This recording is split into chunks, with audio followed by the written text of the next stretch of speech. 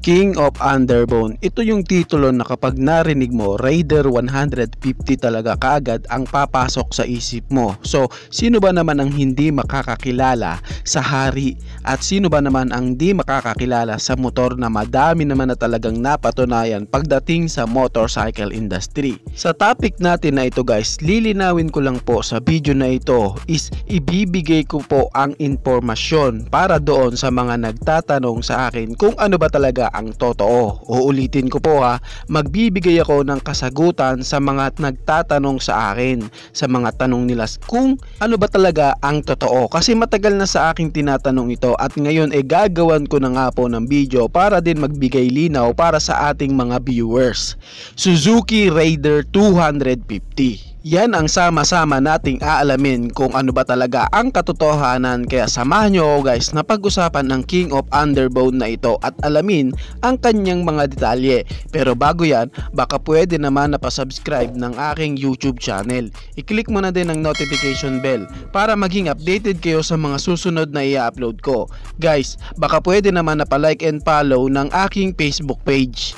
Nasa description po ang link. Kaya make sure guys na tapusin nyo ang video na ito para malaman nyo ang information may kinalaman sa underbone na ito.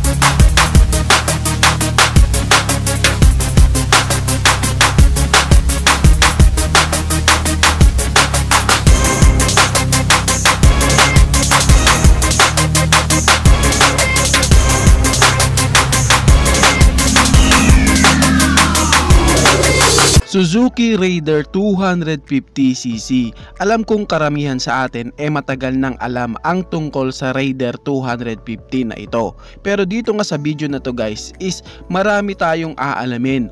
Pag-uusapan din natin ang Raider 400cc.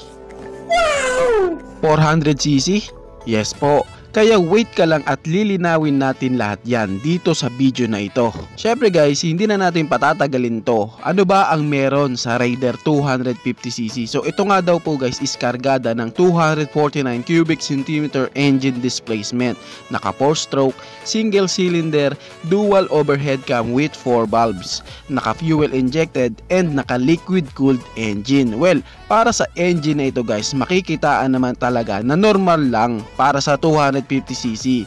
Kaya di mo din iisipin na nakakatakot imaneho. Pero kung gantong chassis, parang nakakatakot and may isip mo talaga na di siya recommended ibenta sa masa kasi di naman lahat ng bibili ng motor is sanay sa kargado na makina. Kasi sa sitwasyon na yan, kay Raider 250cc para kang may 150cc na Raider tapos kinargahan mo, ginawa mong 250cc, kaya di na talaga siya accurate sa kanyang chassis.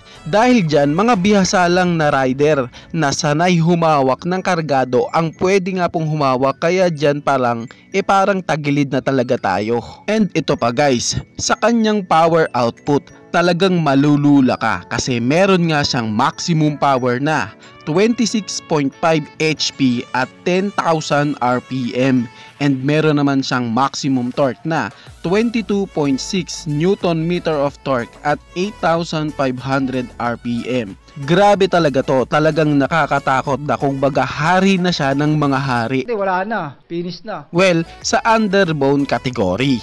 Sa gaan niya kasi guys na 140 kg, di mo talaga masasabi na kampante kang imaneho ito dahil sa lakas ng kanyang power output.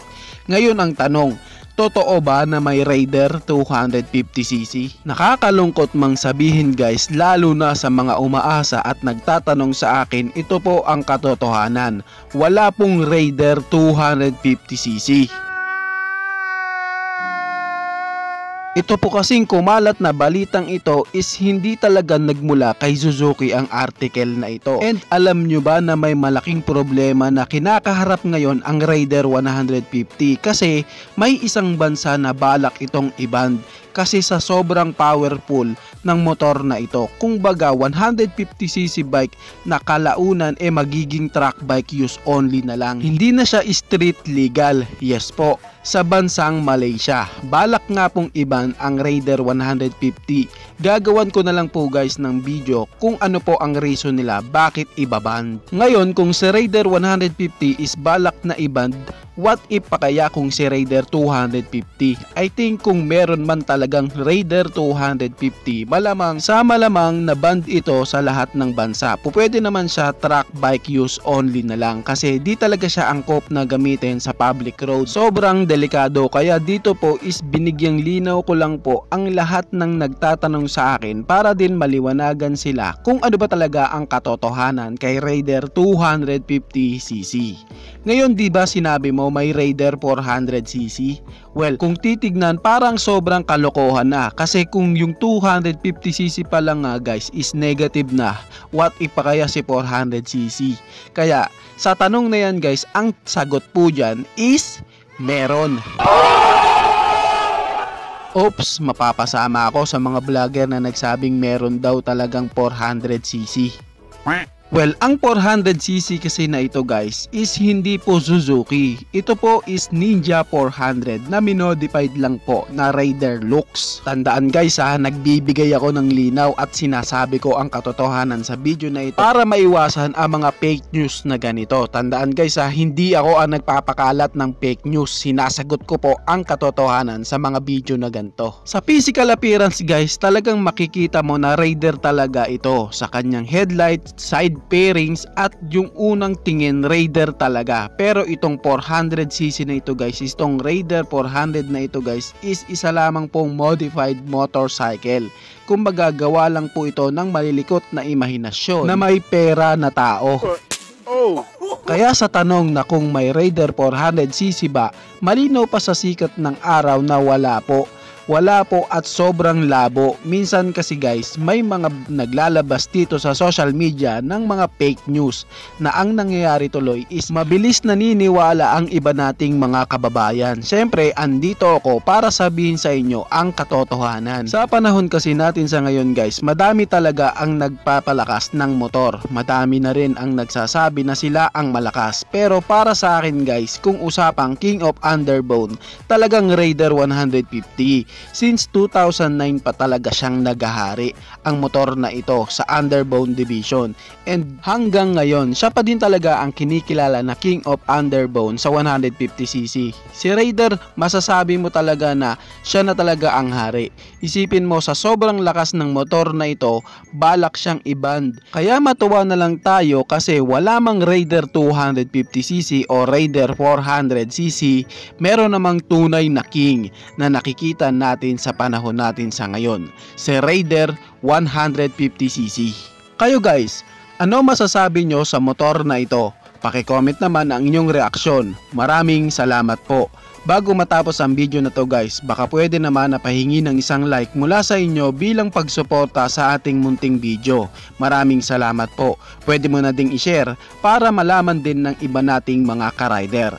Sa tingin ko guys is dito ko na lamang po tatapusin ang ating vlog. I hope na nag-enjoy kayo sa aking hinandang video para sa inyo. Pinasisigla ko din kayo guys na i-subscribe ang aking YouTube channel. I-click mo na din ang notification bell para maging updated kayo sa mga susunod na i-upload ko. So dito ko na lamang po tatapusin. Maraming salamat, Ichiboy! Thank you!